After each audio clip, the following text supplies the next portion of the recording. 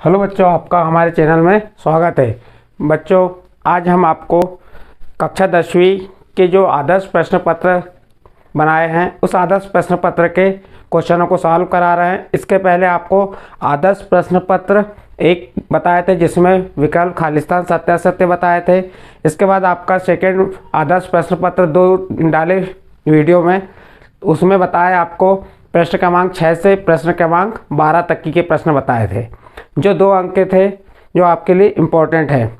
बच्चों, आज हम आपको आदर्श प्रश्न पत्र 3 लेके आए हैं। इसमें जो आपके 3 अंक और 4 अंक के पेपर में आते हैं, जो इम्पोर्टेंट क्वेश्चन है, जो आज हम क्वेश्चन लेके आए हैं निकाय हल का है। देखिए, समीकरण का निकाय हल कीजिए कह रहा है, वो भी विलोपन विधि से।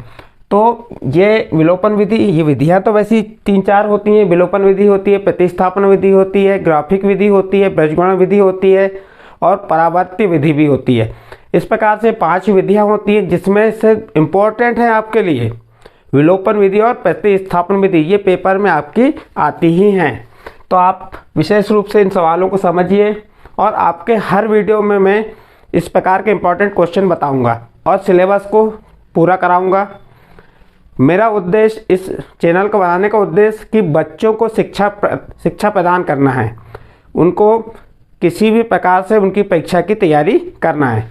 ठीक है बच्चों, अब देखिए, हम आपको आदर्श प्रश्न पत्र 3 के तहत प्रश्न क्रमांक 13 बता रहे हैं। प्रश्न क्रमांक 13 क्या कह रहा है? विलोपन विधि का प्रयोग करके निम्नलिखित समीकरण युग्म को हल कीजिए। यहाँ पे उसने स्पष्ट कहा है, क्या कहा है कि विलोपन विधि, तो आपको विलोपन विधि का ही यूज़ करना है। कौन सी विधि का यूज़ करना है? विलोपन विधि का। यदि प्रतिस्थापन विधि कहता है तो प्रतिस्थापन विधि, और यदि ग्राफिक विधि कहता है तो उसका आपको उससे करना है। बीजगणित विधि कहेगा तो बीजगणित। लेकिन पेपर में आपको विलोपन और प्रतिस्थापन विधि ही अधिक आती हैं। या आपको ऐसा भी कह सकता है कि समीकरण निकाय हल कीजिए या समीकरण युग्म को हल कीजिए। तो इस प्रकार से पूछ सकता है, तो उस टाइम पे आप किसी भी विधि का यूज़ कर सकते हैं।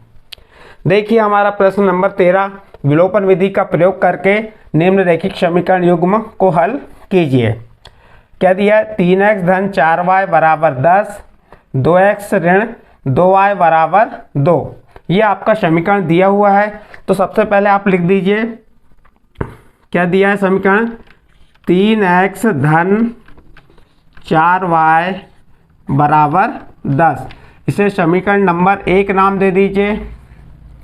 और उसके बाद दे दिया 2x ऋण 2y बराबर 2। इसे समीकरण नंबर 2 नाम दे दीजिए। इस प्रकार से आपने प्रश्न में समीकरण 1 और 2 नाम दे दिए। अब इसको आगे हल कैसे करना है? बहुत सरल है। सबसे पहले आपके सामने दोनों समीकरण को देखिए।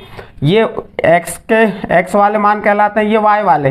तो x के सामने जो 3 लिखा है ये इसका गुणांक है, इस x के सामने जो 2 लिखा है ये इसका गुणांक है। तो आप देखिए, चाहे x हो या y, इनके गुणांक बराबर है या नहीं। आप इनके गुणांक बराबर करना पड़ेगा। गुणांक बराबर नहीं है तो आपको क्या करना पड़ेगा? गुणांक बराबर करना पड़ेगा। देखिए, यहाँ पे गुणांक बराबर है, क्या है? x के गुणांक भी बराबर नहीं है और y के भी। तो आप किसी के भी गुणांक बराबर कर सकते हैं। लेकिन अधिकतर आप यदि पेपर में सुविधा के अनुसार सरल रूप से करना है तो y के गुणांक बराबर कीजिए। तो y के गुणांक बराबर करने के लिए हमको क्या करना पड़ेगा? जो हमारे समीकरण नंबर 1 है, 3x धन 4y बराबर 10, इसमें जो इस y का गुणांक 2 है, इस 2 का पूरे में गुणा कर देंगे। तो यहाँ लिख, और समीकरण 2 में ये 2x ऋण 2y बराबर 2, ये समीकरण नंबर 2 है। इस समीकरण 2 में इस y का गुणांक 4 का गुणा करेंगे। जिसके गुणांक बराबर कर रहे हैं उनके, यदि हम x के गुणांक बराबर करते तो समीकरण 1 में 2 का गुणा कर देते और समीकरण 2 में 3 का। यहाँ लिख देते हैं, क्या लिखेंगे हम? समीकरण 1 में किसका? y का गुणांक क्या है? 2। समीकरण 1 में 2 का एवं समीकरण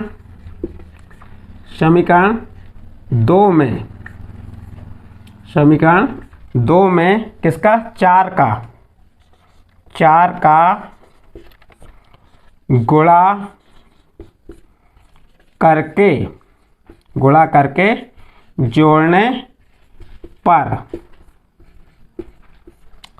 अब देखिए हमने लिखे समीकरण 1 में 2 का गुणा है, समीकरण 2 में 4 का गुणा करके जोड़ने पे। अब ये जोड़ने पे जो लिखे हैं हमने, ये जोड़ने पे क्यों लिखे हैं? जिसके गुणांक बराबर कर रहे हैं, किसके गुणांक बराबर कर रहे हैं? y के। उसके सामने के चिन्ह देखिए काय के, धन और ऋण के। असमान चिन्ह है तो आप जोड़ने पर लिखिए, और समान चिन्ह है तो घटाने पर लिखेंगे। अब देखिए कैसे करते हैं, गुणा करके देखते हैं। अब 2 का इस पूरे समीकरण में गुणा करेंगे तो ये लिख देते हैं 2 गुणित कोष्टक में लिख दो 3x धन 4y बराबर 10।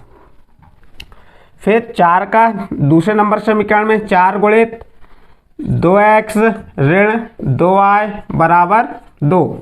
अब गुणा कर दीजिए, 2 का 3 में गुणा की 2 तिया 6x हो गया, धन 2 का 4y में गुणा किए तो 2 चौके 8y बराबर 2 का 10 में गुणा की तो 20। 2 का 10 में गुणा की कितना आ गया? 20 आ गया।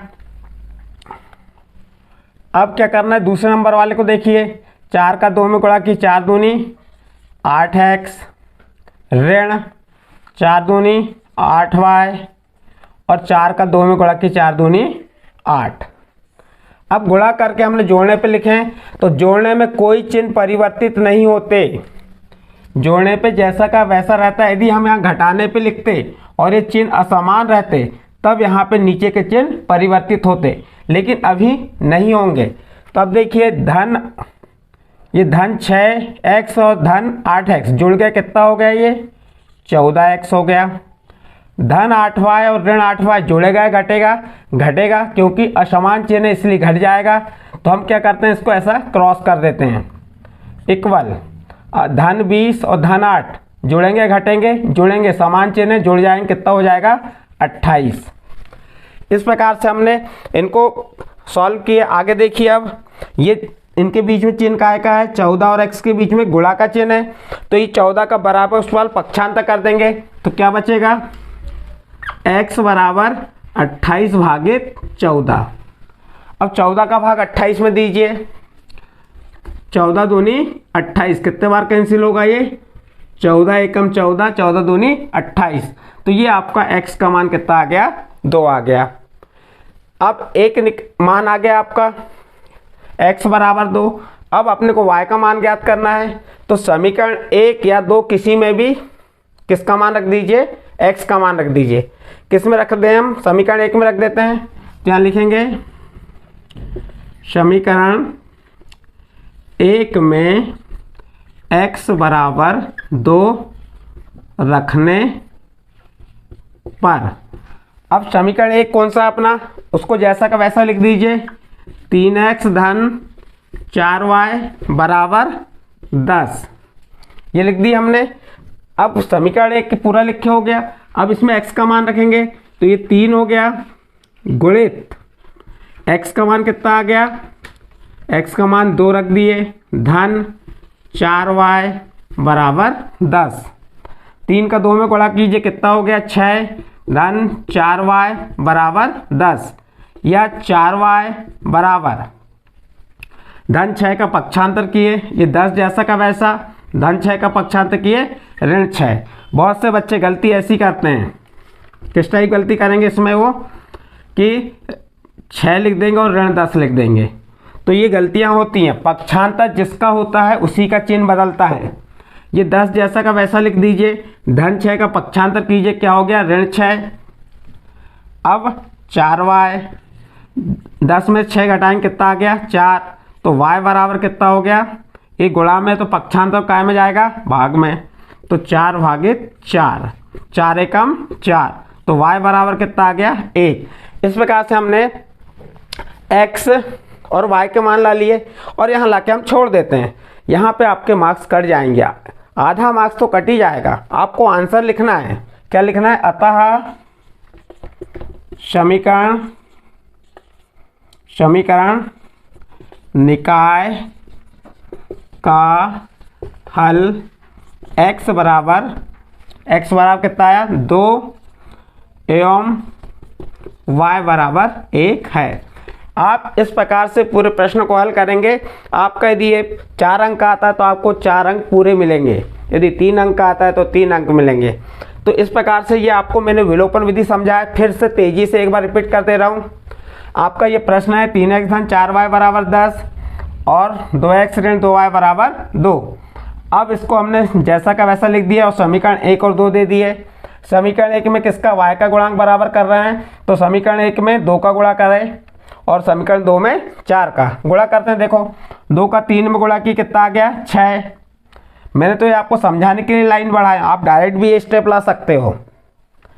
2 का 3 में गुणा की 6, 2 का 4 में गुणा की 8 और 2 का 10 में गुणा की 20। चिन्ह जैसे के वैसे रहेंगे। 4 दूनी 8x ऋण 4 दूनी 8y बराबर 4 दूनी 8। 6 में 8 को जोड़े कितना हो गया, 14x धन y से ऋण y क्रॉस हो गया यानी घट गया, तो क्या बचेगा, 0 बचेगा बराबर 20 में 8 जोड़े 28। x बराबर 28 भागी 14 हो गया, क्योंकि 14 गुणा में पक्षांतर के भाग में चले गया। 14 दूनी 28 x का मान आ गया। इस x के मान को समीकरण 1 में रख दीजिए या 2 में रख दीजिए। हमने समीकरण 1 में रखे तो 3 दूनी 6 धन 4y बराबर 10 कि 6 3 दूनी 6 धन 4y बराबर 10। 4y बराबर अब धन 10, 6 का पक्षांतर की तो ऋण 6 हो गया। 10 में 6 घटाए 4 आया, 4 का पक्षांतर की भाग में गया और 4 का भाग 4 में दी 1 आया, y बराबर आपका 1 आ गया। और अंत में लिख देंगे अतः समीकरण निकाय का हल x बराबर 2 एवं y बराबर 1 है। अब इसके बाद प्रश्न क्रमांक 14 देखिए। प्रश्न क्रमांक 14 क्या कह रहा है, ये भी उसी से संबंधित है। आपको इसके पहले मैंने विलोपन विधि बताया था इसके पहले के प्रश्न में। अब आपको मैं प्रतिस्थापन विधि का प्रयोग करके निम्नलिखित समीकरण युग्म को हल करेंगे। तो जो 2 विधियां मैंने आपको पहले ही बताया हूं कि विलोपन और प्रतिस्थापन पेपर के लिए महत्वपूर्ण है।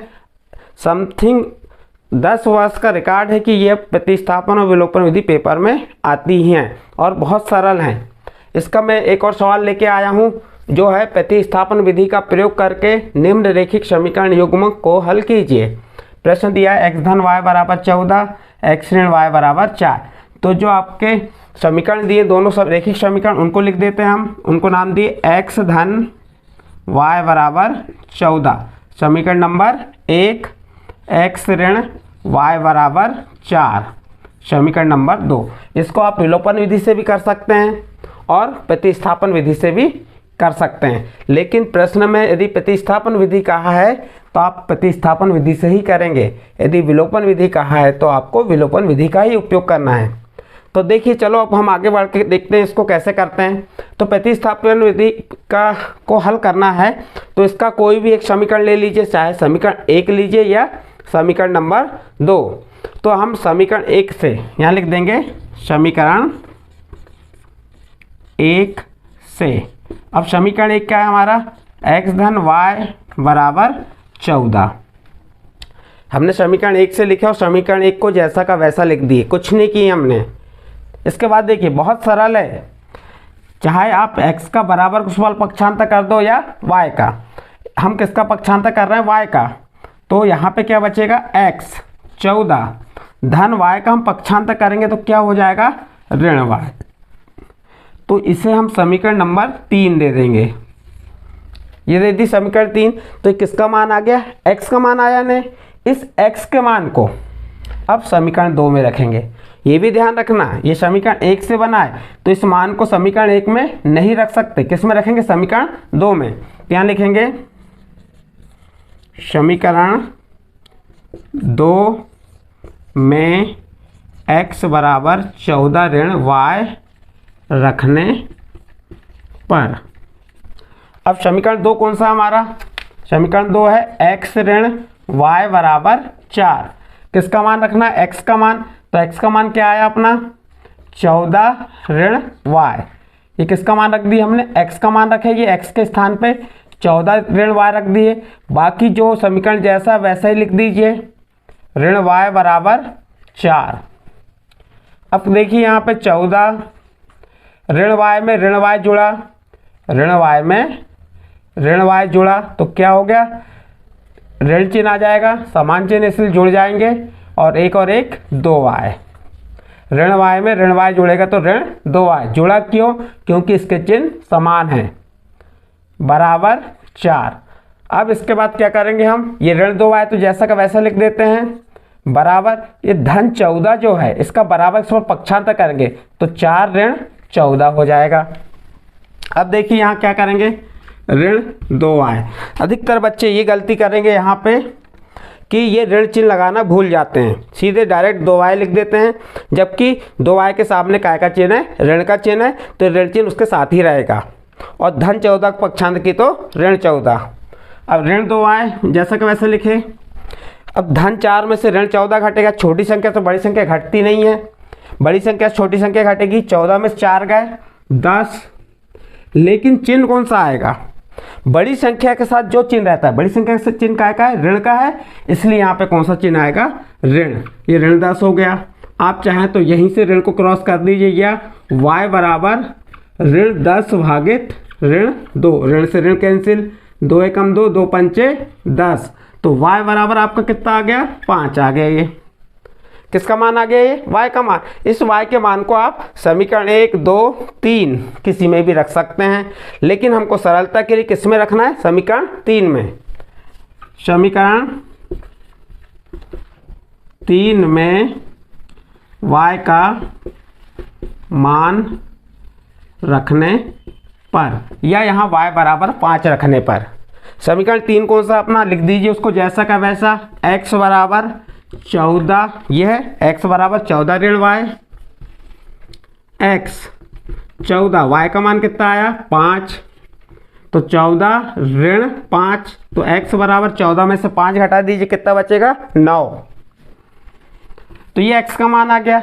ये निकाय हल आ गए हमारे। लास्ट में लिखेंगे अतः, ये भी लिख सकते हैं रैखिक समीकरण युग्म, अतः रैखिक समीकरण युग्म का हल x बराबर 9 एवं y बराबर 5 है। इस प्रकार से ये आपका प्रश्न समाप्त हुआ। तो ये प्रतिस्थापन विधि का हो गया। और ऐसे सवाल भी आ सकते हैं, आपको प्रतिस्थापन विधि से संख्या चेंज करके आ सकते हैं। तो एक सवाल, एक और विलोपन विधि का और एक प्रतिस्थापन। इस प्रकार इस वीडियो में मात्र आपको विलोपन और प्रतिस्थापन विधि के ही प्रश्न बताएंगे। अब आप प्रश्न नंबर 15 देखिए। अभी इसके पहले आपको प्रश्न 13 और 14 बताए थे, अब आपको प्रश्न नंबर 12 बताना है। प्रश्न नंबर 12 क्या कह रहा है, प्रश्न को पढ़िए। 2x धन 3y बराबर 11 और 2x ऋण 4y बराबर ऋण 24 को हल कीजिए। इसको हल कीजिए कह रहा है, और इससे m का वह मान ज्ञात कीजिए जिसके लिए y बराबर mx धन 3 हो। तो ये प्रश्न में आपको ये दो समीकरण, रैखिक समीकरण दिए हैं, इनसे आपको x और y के मान निकालना है, और फिर आपको उन मानों को इस समीकरण में रख देना है। तो किसका मान निकल जाएगा, m का मान निकल जाएगा। लेकिन अब x और y के मान कैसे निकालेंगे ये हमें मालूम होना चाहिए। तो x और y के मान आप कोई भी विधि का यूज़ कर सकते हैं, विलोपन विधि या प्रतिस्थापन विधि। इन दोनों विधियों में से कोई भी विधि का यूज़ कर सकते हैं, और किसके x और y के मान निकाल लेंगे। फिर उन x और y के मान को इस समीकरण में रख देंगे। जब इस समीकरण में आप x और y के मान रख देंगे तो आपको किसका मान मालूम हो जाएगा, m का मान ज्ञात हो जाएगा। तो देखिए कौन सी विधि करना चाहेंगे आप, विलोपन या प्रतिस्थापन। तो हमने अभी दोनों विधियां बताए थे इसके आगे की वीडियो में, तो आपको प्रतिस्थापन विधि बता रहे हैं। कौन सी विधि से करेंगे, प्रतिस्थापन।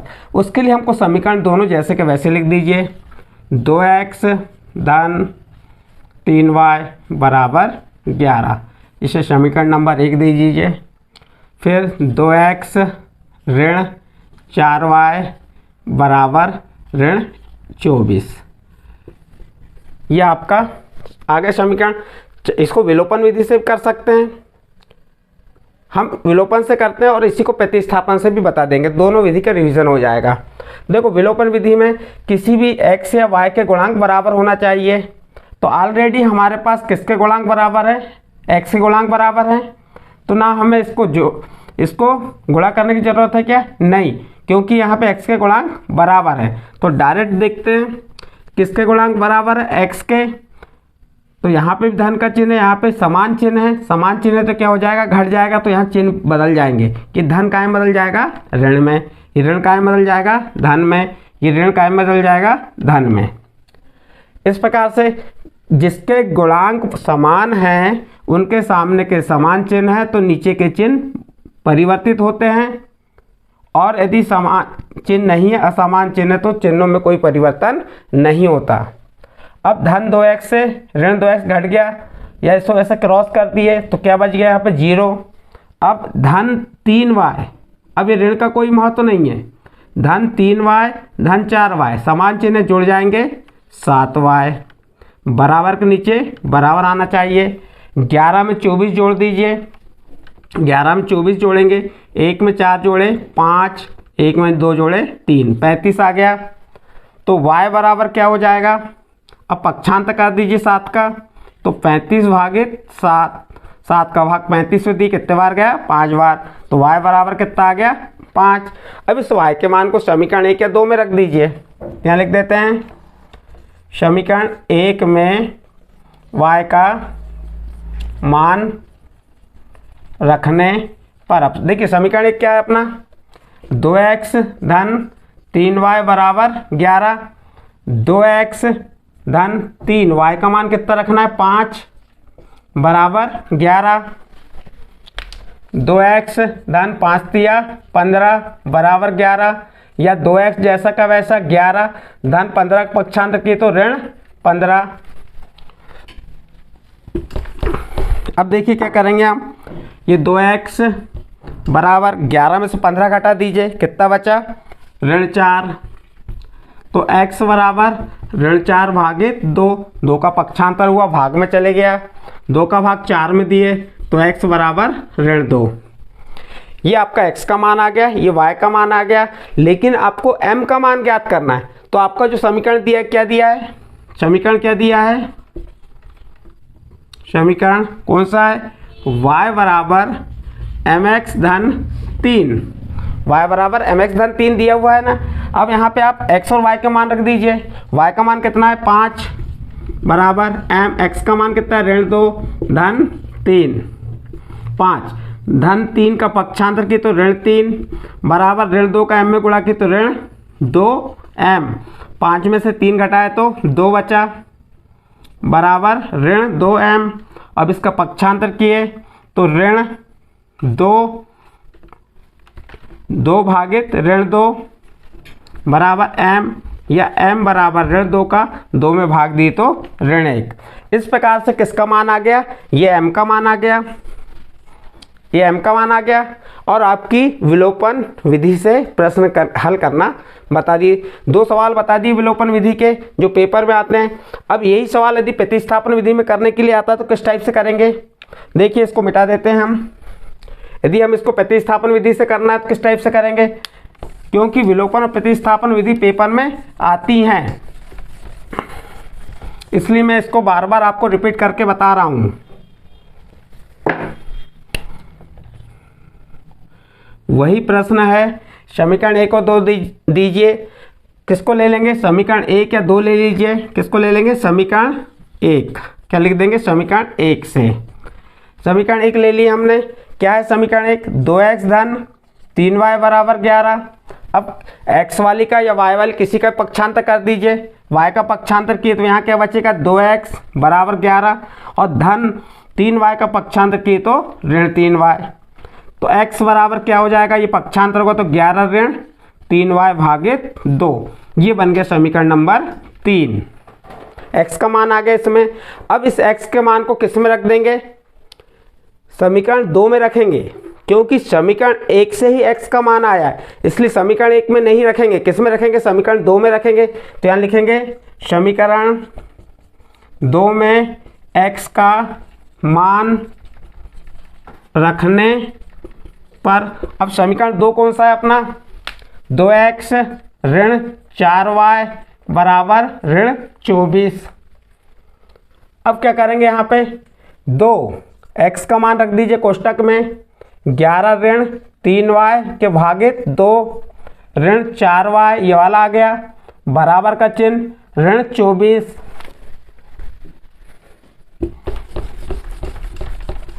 अब इसके आगे देखिए, इसके आगे ये अंश में और ये हर में बीच में गुणा का चिन्ह है, 2 से 2 कैंसिल हो गया, क्या बच गया आपका 11 ऋण 3y, 11 ऋण 3y, फिर ऋण 4y बराबर ऋण 24।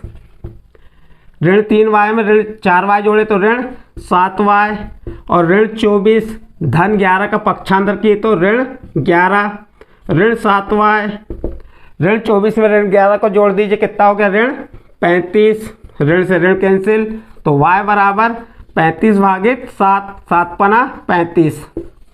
इस प्रकार से y का मान आ गया। इस y के मान को समीकरण 3 में रख दीजिए। समीकरण 3 में y का मान रखने पर, y का मान रखने पर समीकरण 3 क्या है अपना, x बराबर 11 ऋण 3y के भागित 2, तो x बराबर 11 ऋण 3y का मान कितना आ गया 5 भागित 2, x बराबर 11 और ऋण 3 5 15 बटे 2, तो x बराबर 11 में से 15 घटाए तो ऋण 4 बटे 2, 2 दूनी 4, तो x बराबर ऋण 2। इस प्रकार से x और y के मान आ गए और फिर इसमें रख दीजिए। तो आपको विलोपन विधि और इस प्रकार के जो प्रश्न आते हैं वो बताएं। अब प्रश्न क्रमांक 17 देखिए। प्रश्न क्रमांक 17 ये भी इंपॉर्टेंट है, ऐसे क्वेश्चन पेपर में आते हैं। प्रश्न क्रमांक 17 क्या कह रहा है, एक क्रिकेट टीम के कोच ने 7 बल्ले तथा 6 गेंदें 3800 रुपये में खरीदी। बाद में उसने 3 बल्ले तथा 5 गेंदें रुपये 1750 में खरीदी। प्रत्येक बल्ले एवं प्रत्येक गेंद का मूल्य ज्ञात कीजिए। प्रश्न को पढ़िए, बार बार प्रश्न को पढ़ के देखिए। एक क्रिकेट टीम के कोच ने 7 बल्ले तथा 6 गेंदें रुपये 3800 में खरीदी। बाद में उसने 3 बल्ले तथा 5 गेंदें 1750 में खरीदी। प्रत्येक बल्ले तथा प्रत्येक गेंद का मूल्य ज्ञात कीजिए। आपको ज्ञात क्या करना है, ये सबसे पहले महत्वपूर्ण है, ये ध्यान देना है। जो ज्ञात करना है उसे मानना है, मानना पड़ेगा। तो मानेंगे, क्या मानेंगे, हल। क्या ज्ञात करना, सबसे पहले तो ये बताइए मुझे, हमें बल्ले और गेंद का मूल्य ज्ञात करना है। तो उन्हें मान लेंगे, माना बल्ले का मूल्य क्या हो गया, क्या मान लेंगे, माना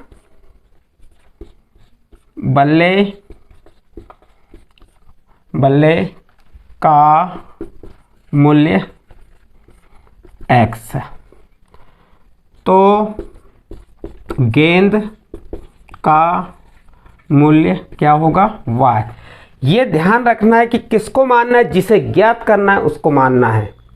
समझ गए, जिसे ज्ञात करना है उसी को मानना है। ऐसा नहीं कि आप कुछ भी मान लें। हमें ज्ञात करने के लिए कहा है, प्रत्येक बल्ले और गेंद का मूल्य ज्ञात करने के लिए कहा है, तो हमने मान लिया, माना बल्ले का मूल्य x है, तो गेंद का मूल्य क्या हो गया y। अब प्रश्न में क्या कह रहा है, एक क्रिकेट टीम के कोच ने, तो इसमें प्रथम शर्त लगाएंगे हम। प्रथम शर्त में क्या कह रहा है, उसमें शर्त है पहली कि जो कोच है वो 7 बल्ले तथा 6 गेंदें रुपये 3800 में खरीदते हैं। जब एक, यहां मानना पड़ेगा, यहां मानेंगे, माना एक बल्ले का मूल्य और एक गेंद का मूल्य, क्या मानेंगे, माना एक बल्ले का मूल्य x है, तो 7 बल्ले का मूल्य कितना हो जाएगा 7x। एक गेंद का मूल्य y है, तो 6 गेंदों का मूल्य क्या हो जाएगा 6y, और ये कितने में आ रही है 3800 में। ये समीकरण नंबर 1 बना। कैसे बना देख लीजिए। आपने बल्ले का मूल्य माना है, माना एक बल्ले का मूल्य क्या है x, तो कितने बल्ले लेना है 7, तो 7 बल्ले का मूल्य क्या हो जाएगा 7x। एक गेंद का मूल्य कितना है y, तो 6 गेंद का मूल्य कितना हो जाएगा 6y। और ये 3800 क्यों आया, क्योंकि इन दोनों का जो मूल्य है, जब कितने में खरीदी 3800 में, तो इन दोनों को जोड़ के ही तो 3800 रुपये आएगा, तो बराबर 3800 लिख दिए। फिर दूसरी शर्त में देखिए, फिर कोच ने क्या किया, बाद में क्या किया, बाद में उसने 3 बल्ले और 5 गेंदें खरीदी। तो एक बल्ले का मूल्य तो हमें मालूम है x, तो 3 बल्ले का मूल्य क्या हो गया 3x, और एक गेंद का मूल्य क्या है y, तो 5 गेंद का मूल्य क्या हो गया 5y, बराबर 1750। ये समीकरण नंबर 2 बन गया। आपका समीकरण 1 और 2 आ गए। आप अब इनको विलोपन विधि से कर दीजिए या प्रतिस्थापन विधि से। तो मैं विलोपन विधि से कर रहा हूँ। तो विलोपन विधि में आपको बताया था ना, अभी क्या बताए थे कि x या y किसी के भी गुणांक बराबर होना चाहिए। यहाँ गुणांक बराबर है क्या? नहीं है। तो हमको सरलता से करना है, तो y के गुणांक बराबर कर लीजिए। y के गुणांक बराबर करने के लिए क्या करना पड़ेगा? समीकरण 1 में, ये समीकरण 1 में किसका गुणा करेंगे? 5 का। तो यहाँ लिखेंगे समीकरण 1 में 5 का एवं समीकरण 2 में 6 का। जो y के गुणांक है उन्हीं गुणा हो रहा है। 6 का गुणा करके अब इसके किसके गुणांक बराबर कर रहे हैं? y के। उसके सामने चिन्ह कैसे हैं? समान है। समान चिन्ह है तो गुणा करके घटाने पर लिखना पड़ेगा। क्या लिखेंगे? घटाने पर। और यदि असमान चिन्ह रहते हैं तो क्या लिखते हैं यहाँ पे? जोड़ने पर। देखिए इसके आगे अब गुणा कर देते हैं। हम डायरेक्ट करके बता रहे हैं। आप 5 का गुणा इस पूरे समीकरण में करेंगे। 5 का 7 में गुणा किए, 7 पना 35x हो गया ये। फिर ये 5 का 6 में गुणा किए, 5 छक्का 30y हो गया। और फिर 5 का 3800 में गुणा करेंगे, तो 5 का 0 में गुणा किए तो 0, फिर 0 में गुणा की 0। 5 का 8 में गुणा की, 5 8 40 की 0 हासिल का 4।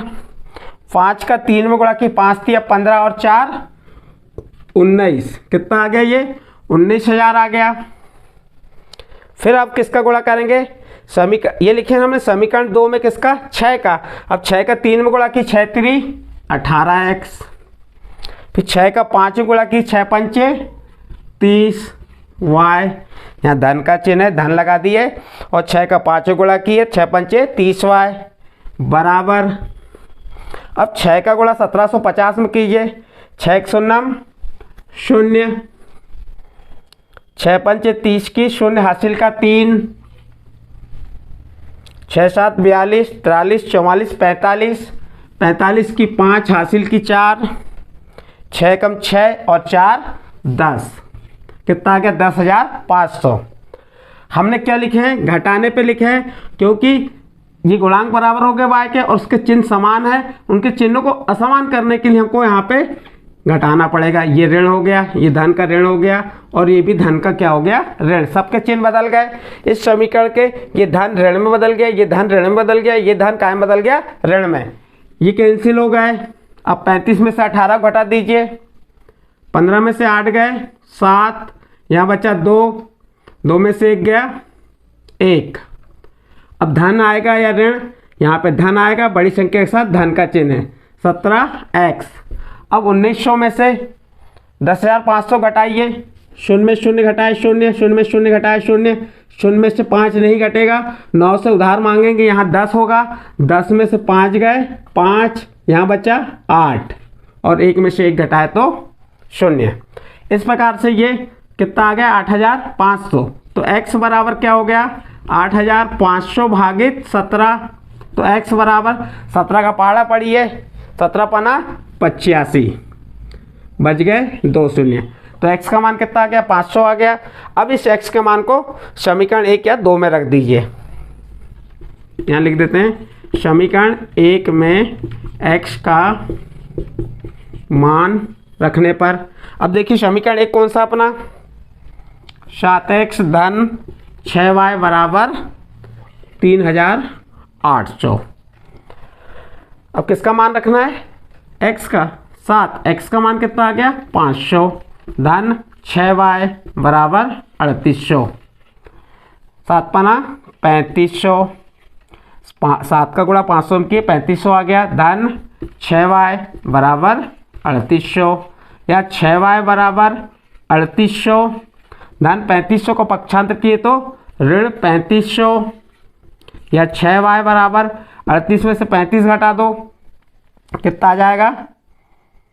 2 शून्य जैसे के वैसे रह गए, 8 में से 5 गए 3, 300। तो y बराबर क्या आ गया? 300, और ये गुणा में है तो कायम चले गया भाग में, भागित 6। तो y बराबर 6 पंचे 30, 50। यानी y का मान 50 आ गया, x का मान 500 आ गया। तो ये किसके मान आए? जो माने हैं। तो एक बल्ले का मूल्य क्या हो गया? अतः यहाँ लिखेंगे, अतः एक बल्ले का मूल्य x बराबर कितना आ गया? 500। फिर क्या? रुपए, क्या आ जाएगा? 500 रुपये। फिर लिख देंगे एक गेंद का मूल्य y बराबर कितना आ गया? 50 रुपये। इस प्रकार से आपका ये प्रश्न समाप्त हुआ। इस टाइप के प्रश्न पेपर में आते हैं, ध्यान से देखिए, समझिए। ये आपके पेपर के लिए ही मैं समझा रहा हूँ। और इसके आगे के प्रश्न फिर आने वाले वीडियो में बताऊंगा। वो आएगा आपका आदर्श प्रश्न पत्र 4 आएगा। आपको इस प्रकार से पूरे पेपर किस प्रकार से आ रहे हैं वो एक एक पार्ट में बताते जा रहा हूँ। ठीक है बच्चों, जो भी प्रॉब्लम हो तो आप कमेंट्स बॉक्स में लिख के मुझे बता सकते हैं।